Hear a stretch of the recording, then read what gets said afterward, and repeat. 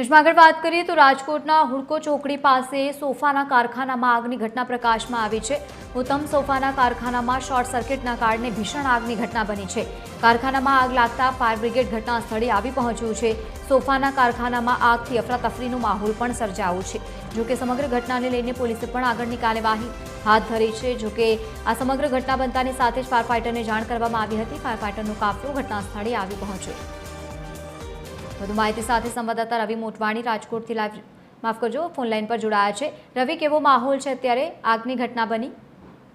જી લવલીન, જરૂરથી જણાવજો। રાજકોટના કોઠારી રોડ હુડકો ચોકડી નજીક આવેલી રામપાલ સોસાયટી છે તે વિસ્તારમાં સોફાનું કારખાનું હોય છે। ત્યાં કોઈ કારણોસર આગ લાગી હતી। પ્રાથમિક તપાસમાં શોર્ટ સર્કિટના કારણે આગ લાગી હોવાનું હાલ જાણવા મળ્યું છે। ઘટનાની જાણ થતાં ફાયર બ્રિગેડ તેમજ સ્થાનિક લોકો દોડી આવ્યા હતા અને આ ઘટનામાં એક વ્યક્તિ ગંભીર રીતે ઈજાગ્રસ્ત થયો હતો। તેને સારવાર માટે સિવિલ હોસ્પિટલે ખસેડવામાં આવે છે।